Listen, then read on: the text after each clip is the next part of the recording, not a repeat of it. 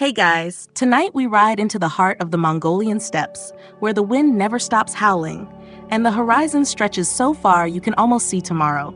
You're bundled in thick wool, bouncing along on a small but relentless Mongol horse. There's no road, no map, just the endless grassland beneath you and the leather pouch at your hip, filled with something suspiciously frothy.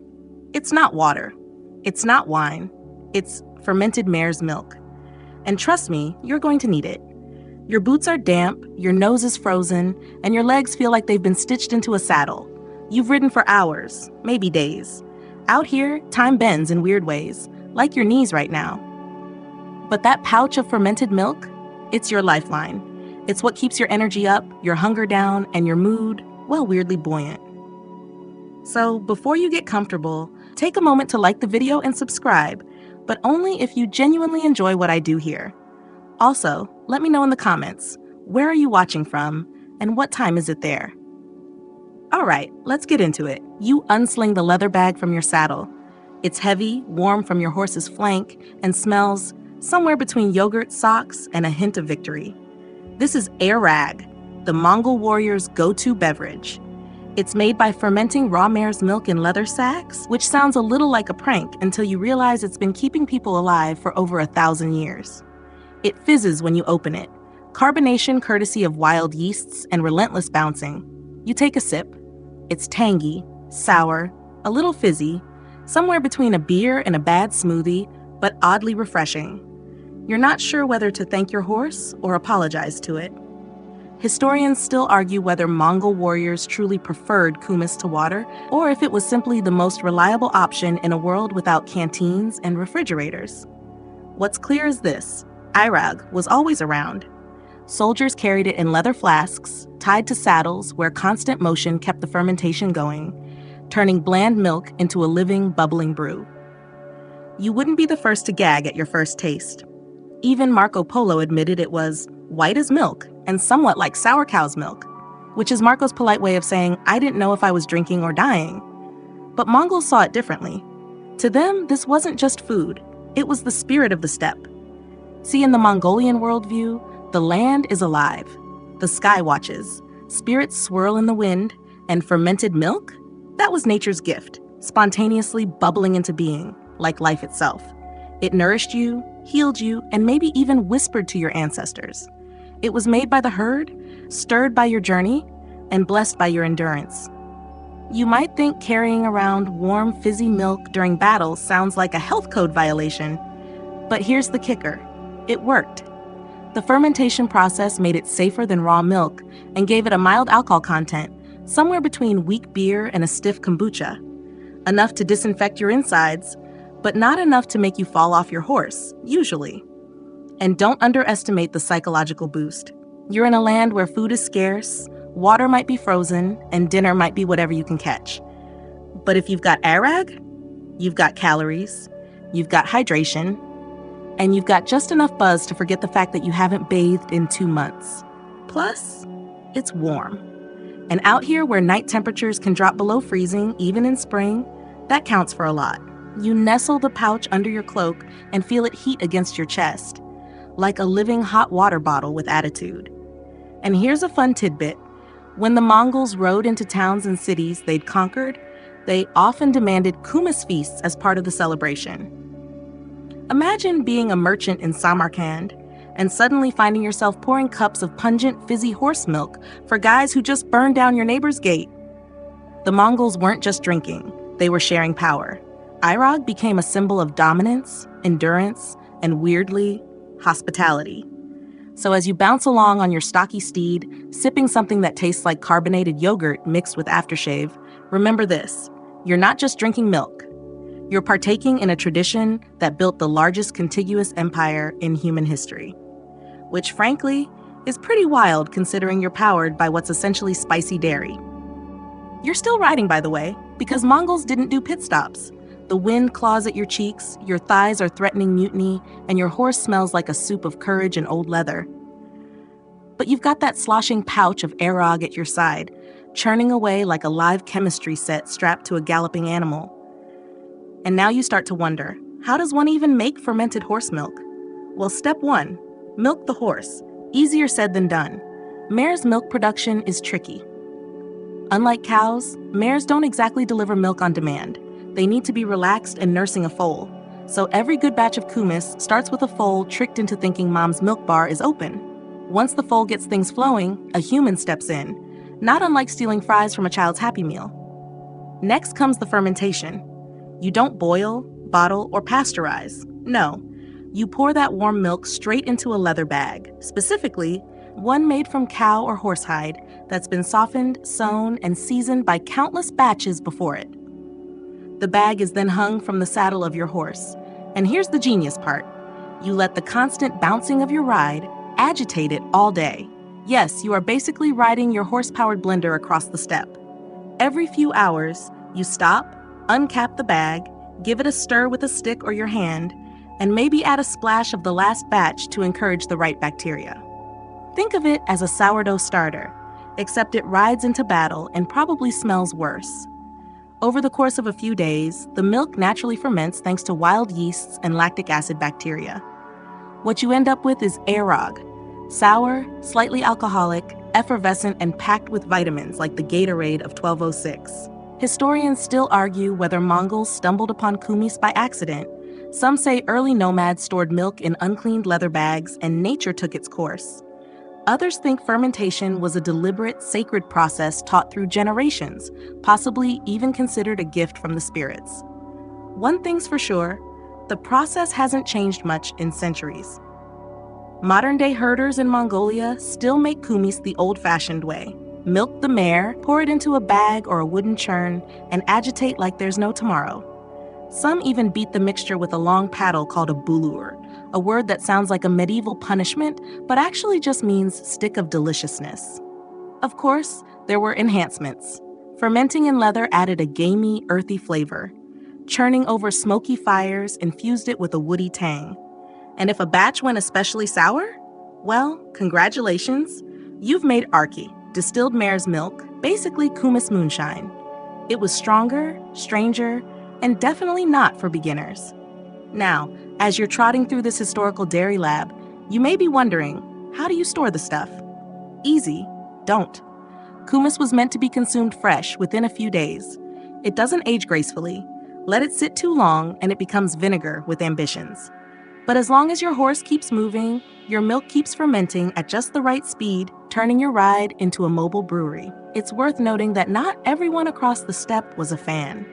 Sedentary cultures like the Chinese and Persians often found kumis revolting. Some officials described it as rank or unwholesome, and there's at least one letter from a Tang Dynasty bureaucrat who begged to be reassigned rather than endure another kumis banquet. Cultural differences, folks. Still, the Mongols weren't alone in their dairy experiments. Turkic peoples, Kazakhs, Kyrgyz, and other nomadic tribes also made their own versions of fermented mare's milk. But the Mongols? They made it legendary. They elevated a funky drink into a cultural cornerstone, an imperial staple, and the world's weirdest energy drink. By now, you've taken another sip. Maybe it's growing on you, or maybe your taste buds are surrendering. Either way, you can't deny it. There's something alive in that leather pouch, something wild and fizzy that seems to say, ride farther. Your lips tingle faintly from the last gulp of kumis. The sun hangs low in the sky now, gold bleeding into blue, while your horse keeps its easy ground-eating pace. You glance around, no taverns, no vending machines, just endless grass and that faithful bouncing leather bag sloshing beside you. Funny, isn't it? In a world without pharmacies, cafes, or even soup, this tangy drink pulled triple duty. It wasn't just food. It was medicine. It was morale. It was Mongol magic. Let's start with the basics. Fermented mare's milk, being rich in vitamins B and C, acted as a surprisingly good nutrient bomb. Add in a healthy mix of lactic acid bacteria, and you've got a drink that not only fed you, but helped keep your digestive tract from turning into a disaster zone. The Mongol diet wasn't exactly a wellness blog. Lots of dried meat, salted curds, and occasional roasted marmot, so anything that helped you, well, go, was treasured. More than a few chroniclers noted how aerog was considered a kind of panacea on the steppe. Sore throat? Kumis. Stomach cramps? Kumis. Bad day? Double kumis. There are tales of soldiers rubbing it on wounds to clean them, or pouring it over raw meat to cure it in a hurry. Historians still argue whether these medical uses were effective or just early placebo, but the cultural faith was real. This wasn't just dairy, it was STEP-certified first aid, and it did wonders for morale. You try marching for 10 hours a day in biting wind with nothing but hard cheese and boiled mutton. Now imagine the moment you pull out a pouch of fizzy, body-warming, slightly intoxicating milk. Suddenly, the wind stings less. The saddle aches fade. The horizon doesn't look so unforgiving. That's Irog's secret. It softened the edges of Mongol life, made the harshness a little more bearable. There's even a slightly scandalous fringe theory that Genghis Khan himself mandated regular kumis consumption, not just for sustenance, but to keep the troops a little buzzed and less prone to mutiny. After all, a slightly tipsy army that believes its milk pouch is holy might be easier to lead than a cranky, sober one with blisters. Of course, this buzz varied. Kumis could have anywhere from 0.7% to 2.5% alcohol, depending on how long it had fermented and what the weather was doing. That's just enough to feel a little floaty, especially on an empty stomach, but it wouldn't knock you off your horse. Unless you'd been drinking since dawn, which, let's be honest, sometimes happened.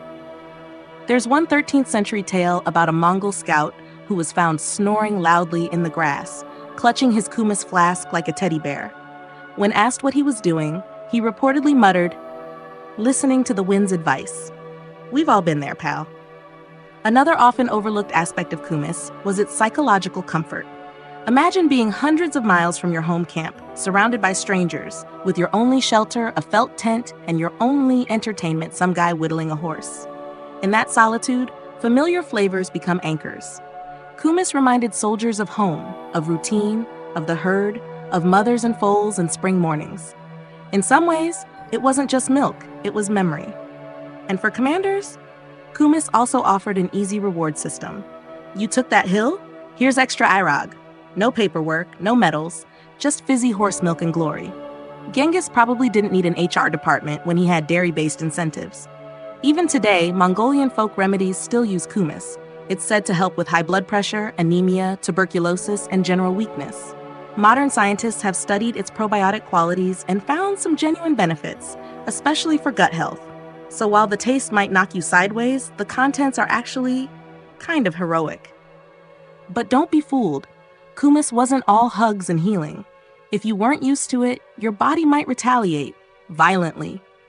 Foreign diplomats who tried to bond with Mongol hosts over shared sips often ended up curled in a fetal position, praying for plumbing. So yes, it was medicine. But like all medicine, dosage and tolerance mattered. Still, the Mongols didn't just survive with kumis. They thrived. They rode faster, lived longer, and conquered more land than any empire before or since. And all along the way, through sieges and steppe storms, they kept that sloshing leather pouch close, like a talisman, like a secret weapon, like home in a bottle. And you? You take another sip. The taste isn't quite as sharp now. Maybe your tongue's gone numb. Or maybe, just maybe, you're becoming a true warrior of the steppe. The cold deepens as twilight stretches across the endless grassland. Your horse doesn't slow. Mongols weren't fans of sleep-in mornings or bedtime routines. You bounce along, the kumis pouch rhythmically jostling against your side like a trusted companion with questionable hygiene. But here's a thought that nudges at your kumis-soaked brain. Why was this fermented milk allowed in battle in the first place? Think about it. You don't typically imagine elite armies guzzling dairy before charging into enemy lines. You picture sharp blades, war drums, maybe the occasional hype speech. But the Mongols? They were sipping on bubbly milk cocktails and still managing to dismantle empires before lunch. So what gave? First, logistics. While most medieval armies relied on grain, dried rations, or supply wagons that crawled behind them like reluctant snails, the Mongols took their food source with them. The herd was the pantry. Each rider had multiple horses and access to mare's milk on the move. No waiting for bread to bake, no grain to grind. If your horse was lactating, you were eating. It made the Mongol army frighteningly self-sufficient, one of the key reasons they could move so quickly and unpredictably. Irog being fermented also had another advantage. It didn't spoil easily. Fresh milk sours in a day. Irog was already sour, on purpose. The fermentation process actually protected it from harmful bacteria. So, while European armies were dealing with moldy bread and questionable river water, the Mongols were sipping a drink that, while funky, was low-key, sterile, and nutritious. And let's not ignore the psychological aspect. To outsiders, the Mongols were terrifying, silent, swift, and ruthless. Now imagine those same warriors pausing to chug a cloudy white liquid, then galloping full speed toward you. That's not just unsettling, it's mythic. There are Arabic and Persian sources that describe the Mongols as milk-blooded demons who drank strange brews before battle. The mystique became part of their armor. And there was practicality in the pouch. Mounted warriors couldn't carry heavy canteens or lunch boxes. Leather bags of kumis tied to saddles were perfect, light, flexible, and refillable. You could ride for hours, hydrate, nourish, and, if luck was with you, catch a mild buzz without ever dismounting. No pit stops, no supply trains, just fermented fuel on the go. Historians still debate whether the Mongols used kumis during combat or simply before and after. Some accounts suggest warriors took swigs before charging into battle to steel their nerves. Others hint at it being part of the camp routine, a way to recover after slaughtering your enemies and collecting tribute. Either way, kumis wasn't just tolerated, it was embraced. One of the more curious side effects? Mare's milk, unlike cows, has a high lactose content. In fermented form, it's easier to digest, but not for everyone, which led to an unintended weapon, diplomatic discomfort. Picture this. Your Khan invites a foreign ambassador to drink arag as a show of respect. Refuse, and you insult your host. Accept, and spend the night with, shall we say, gastrointestinal regrets. Either way, you're humbled. But back to battle. Kumis didn't just feed the troops, it unified them. The shared ritual of milking, fermenting, and drinking tied soldiers together. Whether you were a young archer or a seasoned general, you drank from the same bag. It was tradition, nourishment, and a kind of boozy camaraderie rolled into one. No matter where you fought, from the freezing forests of Kievan Rus to the burning deserts of Khwarezm, you brought a little bit of home, a taste of the steppe with every sip. Let's not overlook the symbolism either. In Mongol culture, the mare was a sacred animal. To drink her milk wasn't just survival, it was respect. It honored the cycle of life, the bond between humans and their herds, and the divine gift of sustenance. That's why kumis was often used in rituals, ceremonies, and oath-making. To share kumis was to seal brotherhood. To spill it intentionally? Well, you might as well declare war. Some commanders even used kumis as a tool of discipline, rewarding loyalty with an extra pouch, denying it to those who disobeyed. You weren't just drinking milk, you were drinking status. And you, now lulled by the horse's rhythm and the quiet fizz of your thoughts, realize this strange, sour, bubbly potion isn't just a quirk of history. It's a thread, one that bound warriors, fed nations, and rode alongside empires as they rose and sometimes fell. So you grip your pouch a little tighter and you ride on. You wake, or maybe you never quite slept. Either way, the stars above you are sharp, like pinholes in dark silk. Your breath clouds in the cold air, and the mare nearby huffs softly, twitching in her sleep. You reach again for the kumis. The pouch is nearly empty now, but the ritual matters more than the volume. You take a sip, as if to anchor yourself in the dark. It's a good moment to wonder, how exactly was this funky, fizzy miracle drink made in the first place? You didn't think it came prepackaged, did you? Making kumis wasn't as easy as milking a horse and walking away. For starters, milking a mare is not for beginners. Horses don't exactly line up for it like cows. They're flightier, fussier, and much less inclined to stand still while you fumble around with a bucket and hopeful intentions. That's where the women of the steppe came in. They were the unsung brewers of the empire. In fact, you could argue the Mongol war machine was half powered by milkmaids with nerves of steel and an excellent sense of timing. First, you had to pick the right mare. Lactation occurred during the foaling season, and only mares with nursing foals could be milked. The process had to be done multiple times a day, usually 4 to 6 times, because horses produce far less milk than cows. Think 1 liter a session if you're lucky. That means for every bucket of arag, someone was elbow deep in very specific horse business at least a dozen times. Once collected, the fresh milk was poured into a chokur, a leather sack, often made from cowhide, that hung near the family's yurt. This was no ordinary container. It was a living fermentation chamber. The milk was stirred several times a day, either with a wooden paddle or more fun by kicking, shaking, or even riding past and giving the bag a casual whack. Yes, you heard right. Mongols literally punched their milk into deliciousness. The warm interior of the jar, combined with constant movement and the presence of wild yeasts and bacteria already clinging to the leather, jump-started fermentation. After 2 to 5 days, voila, you had kumis, or something resembling it. Every batch was a little different, depending on the weather, the mare, and who last kicked the bag. And here's the fun part. Once fermented, it didn't just sit pretty. Irog had to be kept moving to stay bubbly and fresh. If it settled too long, it got clumpy or flat. So households assigned someone, usually the youngest or the most annoyed, to stir it several times a day. Some families even had children do this as a game, sort of like pin the tail on the kombucha. Historians still argue whether these methods were standardized or varied wildly across tribes, but it's clear that no Mongol camp was complete without the rhythmic slosh of kumis in the corner. Travelers and diplomats recorded it in their journals with awe and often a bit of digestive fear. One Chinese envoy to the Mongol court described watching an entire household line up to sample the day's batch, sipping from a shared wooden bowl and nodding solemnly like wine critics at a Chardonnay tasting. His verdict? Sharp, intoxicating, and deeply strange. There were even rituals involved in the first sip. The oldest man in the family usually drank first, offering a libation to the sky spirits. The bowl was then passed clockwise, sharing both the drink and the luck. It wasn't just hydration, it was communion. And then came the storage hacks. The Mongols, being the masters of nomadic efficiency, figured out ways to preserve kumis for travel. Some dried it into cakes. Others mixed it with flour to make a sort of portable yogurt bar. One particularly bold method involved storing it underground in sealed jars, letting it age like an extremely alarming wine. Of course, not everyone was on board. Some foreign chroniclers described the smell of kumis fermentation as eye-watering, unholy, and like an old goat's last breath. But once you got past the tang, and assuming you weren't lactose intolerant, it became oddly addictive. There's something about the fizzy kick, the warmth, the weird sweet-sour harmony that just works. Like yogurt and champagne had a rebellious cousin.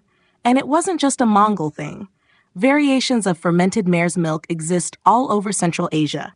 In Kyrgyzstan, it's called kimis. In Kazakhstan, also kimis. In Bashkir folklore, they claim the drink descended from the goddess Umay herself. That's right, divine dairy. Today, modern kumis is made with stainless steel vats, temperature controls, and lab-tested cultures. But back then, it was stirred by hand, fermented by intuition, and passed from mouth to mouth in the open air. A family tradition, a battlefield ration, a living thing. And you, watching your breath rise into the stars, feel a quiet awe for those who brewed survival from a mare in a sack. You squeeze the pouch gently, still warm, still bubbling, still magic. Your mount shifts beneath you, shaking snow from its mane. Somewhere ahead, smoke curls lazily from a distant jar, someone's evening fire, maybe someone else's storytelling. You adjust your grip on the reins, and the kumis pouch swings like a pendulum of history. You've come to a strange realization out here on the open steppe. This fermented milk isn't just battlefield Gatorade, it's also a portable passport. A drink that crossed borders, infiltrated courts, baffled diplomats, and left more than one medieval envoy wondering if their stomach would ever recover. Tonight, let's ride with the stories of how kumis confused the rest of the world. Picture this. It's 1246. You are a European cleric named Giovanni da Pian del Carpine, and you've been sent to the Mongol Empire on behalf of the Pope. Not for vacation, mind you. Your job is to scope out whether these terrifying riders might be open to some light Christianity. Or at least, less pillaging. When you finally reach the Mongol court, you're greeted with a bowl of kumis. It's handed to you by a man who's smiling just enough to make you nervous. Refuse, and you'll insult the Khan. Drink, and you're not sure whether your internal organs will ever be the same. You sip, you wince, you nod politely. The Mongols laugh. You are now officially one of them, or at least one gastrointestinal episode away. This wasn't just a Mongol joke, it was diplomacy. Sharing kumis with a visitor was a test of respect, humility, and occasionally intestinal resilience. The drink became an unofficial gatekeeper. If you could stomach it, maybe you could stomach a Mongol alliance. If not, well, good luck surviving the banquet. Historians still argue whether kumis served as a deliberate political tool or just an unavoidable part of hospitality, but accounts from travelers across Asia confirm that fermented mare's milk was often the first thing you encountered, and the last thing you forgot. A Persian ambassador once described a Mongol banquet where kumis was served in gold cups as large as helmets. Another envoy from the Yuan dynasty was offered kumis in such quantity he began hallucinating that he was riding a cloud made of yogurt. That may or may not be accurate, but the point stands, the drink was everywhere. And it traveled. The Mongol Empire, after all, stretched from Korea to Hungary. With it came not only armies and tax collectors, but foodways, fermentation included. In the markets of Karakorum, you could find merchants from Samarkand sipping kumis next to scribes from Baghdad. Russian captives sometimes acquired a taste for it and brought the habit back home, much to the dismay of their neighbors. One Chinese chronicler even noted that when Mongol generals occupied regions in northern China, they set up their own dairy stations to ensure regular kumis flow. "He who has kumis," he wrote, "feels as though he has returned to the steppe, even if surrounded by rice." And yet, for many outsiders, kumis remained a mystery. Marco Polo, who generally loved to over-describe everything, said very little about it, possibly because his stomach did not survive the taste test. But others couldn't stop talking. In fact, the drink became an object of fascination in Europe, where it was exoticized as some kind of mystical milk potion that gave Mongol warriors their strength. And let's be honest, in a world where knights were often weighed down by armor and constipation, a fizzy, slightly alcoholic laxative might have seemed like sorcery. There's even some evidence that attempts were made to recreate kumis in Eastern Europe during the Golden Horde's reign. Local milk, local mares, less success. The drink never quite took root outside its cultural soil. Turns out you need the rhythm of hooves, the right bacteria, and maybe a bit of windswept attitude to make it right. One 14th century Polish monk wrote, "It foams like beer, tastes like vinegar, and leaves one neither drunk nor sober." Which is, honestly, a pretty solid review. But beyond diplomacy and digestion, kumis was also used for healing. Steppe doctors recommended it for everything from fatigue to tuberculosis. Modern science now confirms it contains probiotics, B vitamins, and a bit of alcohol, a gentle trifecta for the chronically underrested. In the Soviet era, kumis therapy resorts were even established in Kazakhstan and Bashkortostan, where patients were prescribed daily doses while lounging in sunlit gardens. No joke, there were official kumis cures. Of course, it wasn't all prestige and power. Some envoys reported that spoiled kumis was used to haze guests or embarrass rivals. The Mongols had a sense of humor, and a high tolerance for tangy drinks gone wrong. Even centuries later, the drink leaves a legacy. In parts of Central Asia today, serving kumis remains a sign of respect. Travelers are still offered a bowl upon arrival, and just like in the past, your response matters. Do you sip with a smile, or politely pretend you've just remembered you're allergic to fermented equine products? You out here on the steppe have no such excuse. You drink, you nod. Your campfire has faded to embers, and now only the steady hiss of wind crossing grass remains. You're bundled in layers of fur, feeling the low, rolling calm that only comes when your feet are warm and your flask is full. Another sip of kumis, and you're reminded, this wasn't just a drink. For the Mongols, it was a lifestyle, one that left traces across rituals, religion, and the rhythm of everyday life. It's strange, isn't it? How something as humble as milk could weave itself so deeply into an empire that spanned continents. Let's rewind to the morning hours on the Mongol steppe, long before the hooves of war or the politics of empire, when kumis was simply part of getting ready for the day. You wake with the sun. Before you even rise, the older women are already at the kokur, stirring the day's batch. The smell wafts through the ger, sharp and sweet. It's breakfast, medicine, and motivation rolled into one. You start the day with a small wooden cup of it, served warm. Not hot, not cold, just enough to settle the stomach. Children drink it diluted, and elders have it thickened with fermented cream. Some families mix it with dried cheese curds for a little protein kick. Who needs granola when your breakfast kicks like a mildly alcoholic mule? By mid-morning, the herders head out, their saddlebags stocked with dried meat, hard cheese, and, of course, a pouch of kumis. The drink doesn't spoil easily, and if it turns too sour, it just becomes a different kind of treat.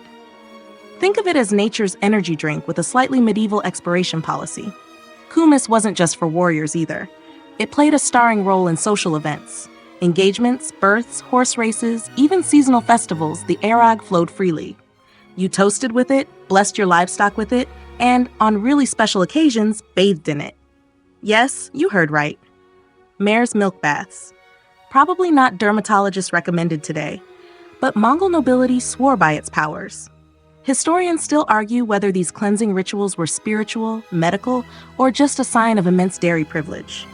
But sources from Persian travelers to Yuan court documents suggest that high-ranking women especially prize kumis for skin health and vitality.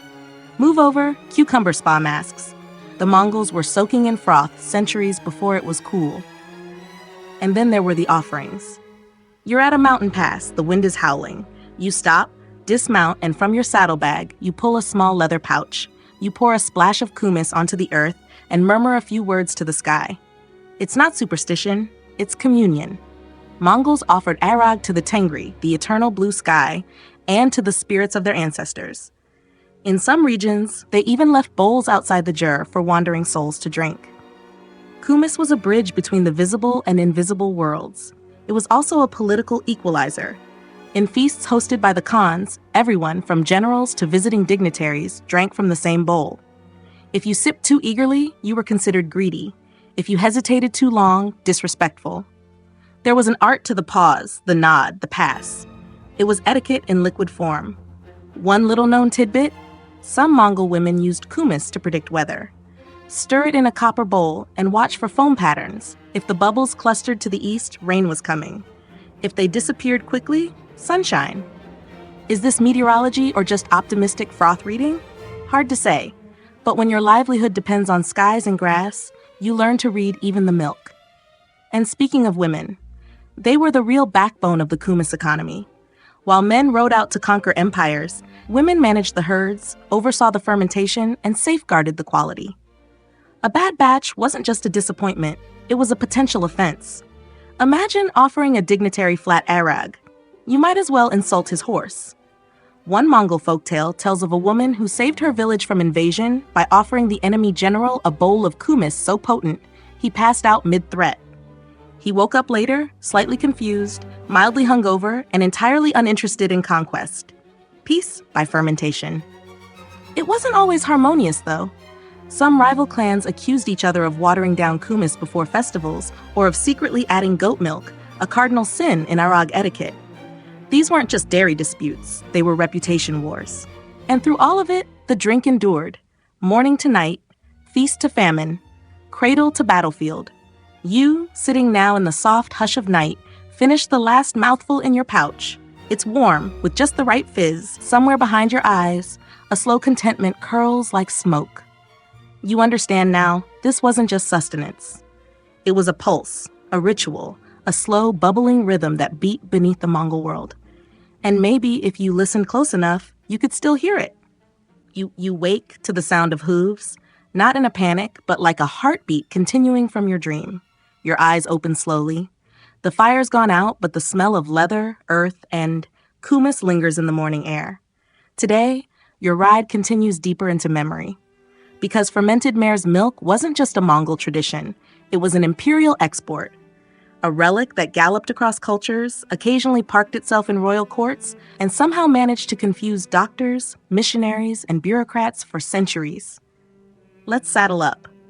After the Mongols carved their sprawling empire across Eurasia, they didn't just bring bows and battle tactics. They brought their appetites. Kumis moved along with soldiers, traders, and diplomats. While silk was getting all the press, fermented milk was sneaking across borders, gurgling softly in its hide-skin container. In Russia, the influence was swift and undeniable. After the Mongol invasions of the 13th century, kumis became common among the nomadic and semi-nomadic Turkic peoples of the steppes, and even some Slavic communities began to adopt it. By the time the Golden Horde had settled into places like Sarai and Kazan, kumis had transitioned from foreign beverage to regional staple. Wealthy nobles in Tatarstan and Bashkortostan began offering it at feasts, and it was often sold in local markets. Fast forward a few centuries, and Russia's relationship with kumis took a clinical turn. In the 19th century, Russian doctors rediscovered the drink and hailed it as a kind of cure-all. Kumis sanatoriums popped up in the steppes, complete with long verandas, white linen uniforms, and very serious men sipping milk and arguing about bacteria. These institutions claimed to treat tuberculosis, anemia, and even melancholy. Yes, depression cured by daily glasses of bubbly horse milk. Move over, Freud. One such place, the Samara Kumis Clinic, became famous for its strict regimen: rise at dawn, walk briskly, consume exact kumis dosage, and write letters home saying you feel unusually alive. Was it the probiotics, the steppe air, or just a mild buzz and peer pressure? Historians still argue whether the results were truly medical or just well-fermented optimism. Meanwhile, kumis was also making cameo appearances in more unexpected places. In Japan, during the 13th century Mongol invasions of Kyushu, samurai reportedly commented on the strange smell and sour milk odor coming from Mongol camps. One account describes soldiers being baffled by the fermented drink they found in captured yurts. They mistook it for spoiled rations and dumped it, possibly causing Mongol warriors to mourn the real loss of the battle. Further west, kumis's reception was even more dramatic. In the Ottoman Empire, which overlapped culturally and geographically with Turkic steppe traditions, kumis was both respected and debated. Urban elites considered it a rural taste, while Sufi mystics sometimes incorporated it into ascetic practices. The Mongol-Turkic influence had created a patchwork legacy. Kumis was never mainstream, but always present, always curious. Even in Western Europe, echoes remained.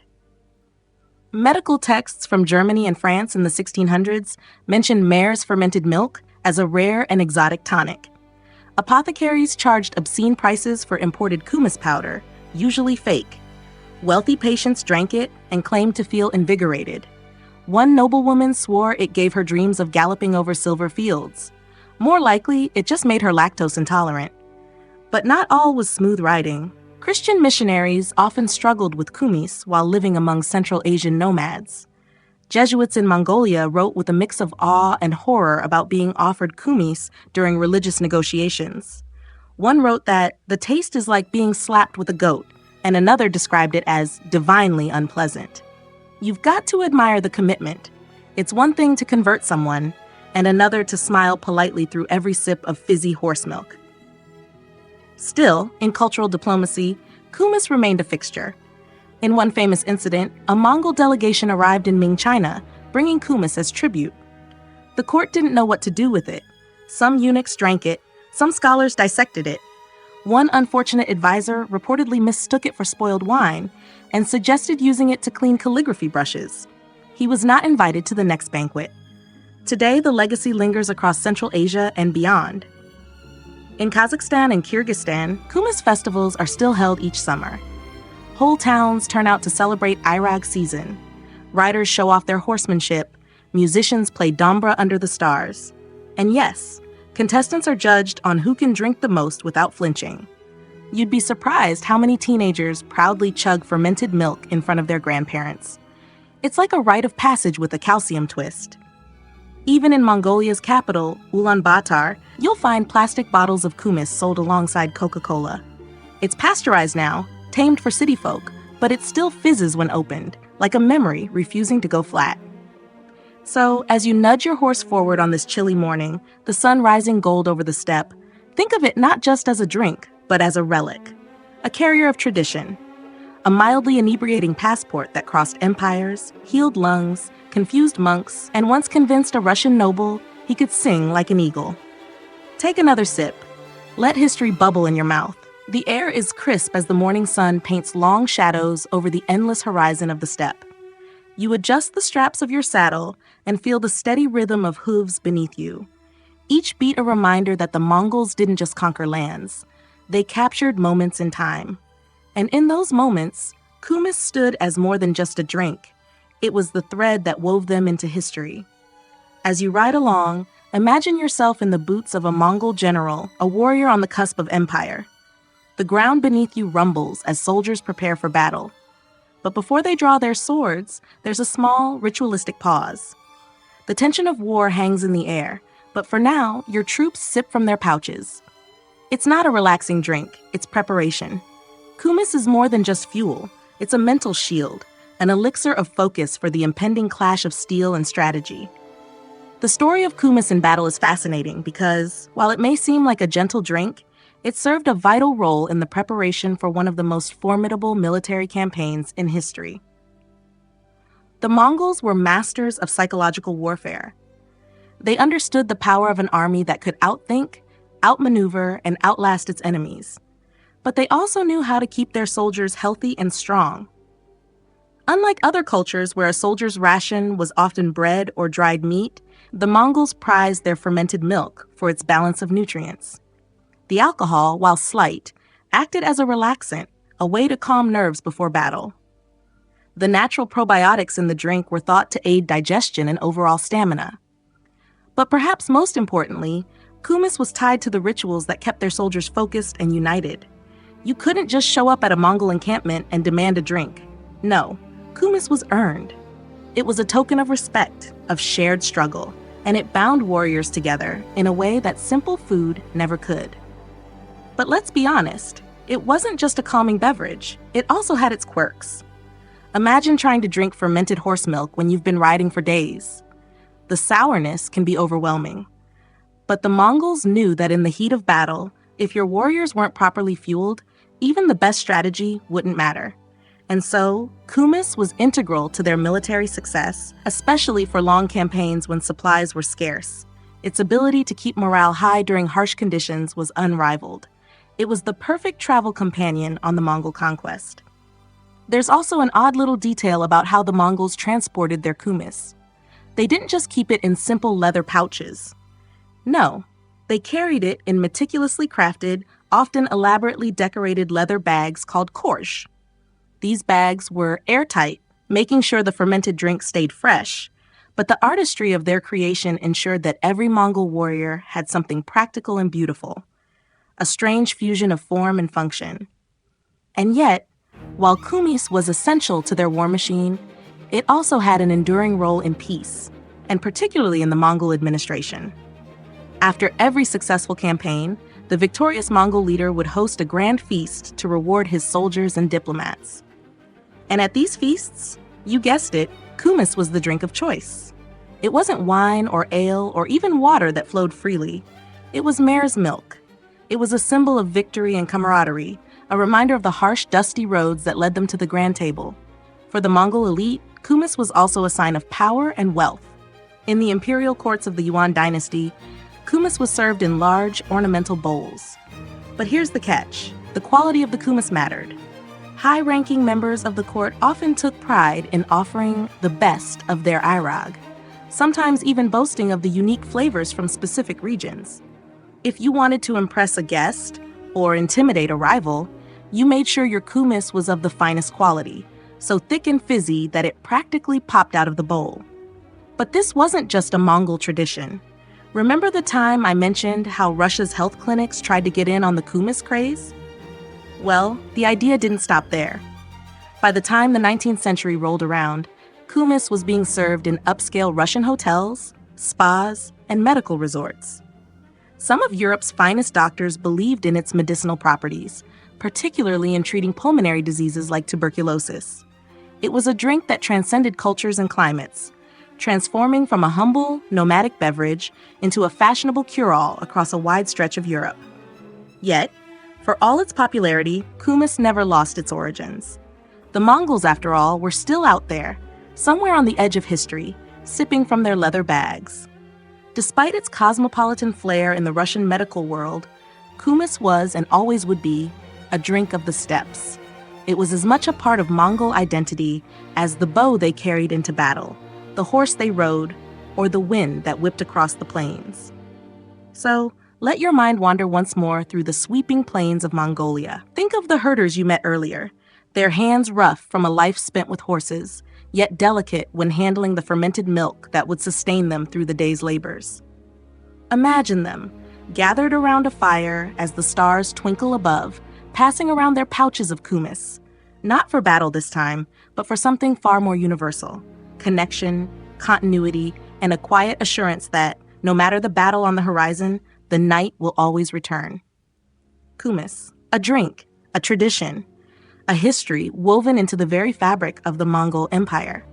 And as the sun sets once more, you take another drink, thinking about the generations before you, each sip connecting you to an unbroken chain of warriors, traders, and dreamers. As you sit back in your saddle, the day's ride winding to a close, you find yourself reflecting on the journey, not just across this vast, windswept land, but across centuries.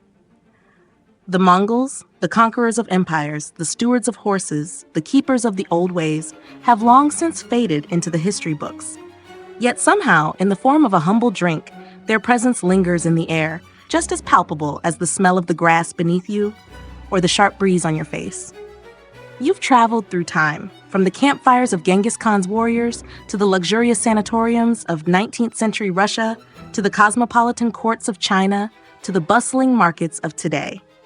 The journey of Kumis, and by extension, the Mongols themselves, speaks of a strange but undeniable continuity, a thread that runs from ancient past to modern day. It's a reminder that even the smallest things can carry the weight of empires. But now, as the sun sinks lower and your horse's hoofbeats echo softly in the twilight, the journey is nearly over. History has a funny way of slipping through our fingers, like sand, fragile, shifting, and sometimes impossible to hold on to. And yet, it persists. The Mongols may no longer march in their vast armies, and their empire may have crumbled under the weight of time, but in every bottle of kumis, in every conversation about fermented drinks, in every historical curiosity we stumble upon, we are reminded of their far-reaching influence. And perhaps that's the most remarkable thing of all, that something as simple as fermented milk can carry so much weight. What seems so trivial, so distant, turns out to be a link in a chain, a clue to understanding the way empires function, the way cultures evolve, and the way human beings adapt. It's about connection, about how we find continuity in the most unexpected places.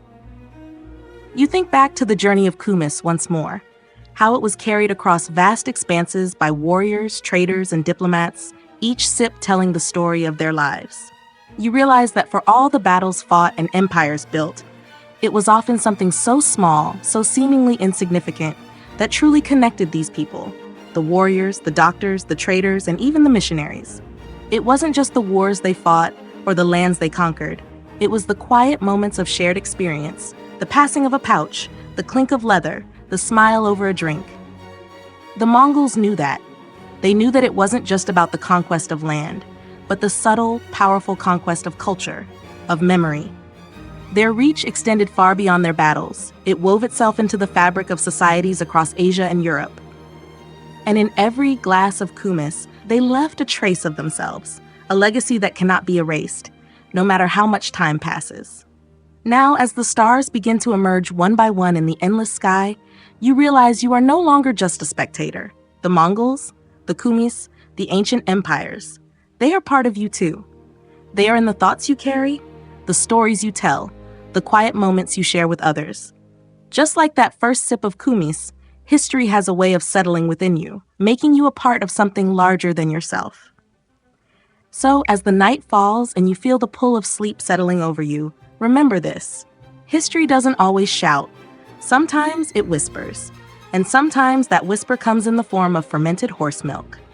It's an unlikely reminder that we are all part of something greater, woven together by small, shared moments, whether on the battlefield or in the simple act of raising a drink in the quiet company of those who came before us. The stars above you blink gently, as if in agreement, and you let yourself drift into the peace of the moment, knowing that the echoes of the Mongol Empire and kumis will linger on in you. End of script. Wish you health and happiness.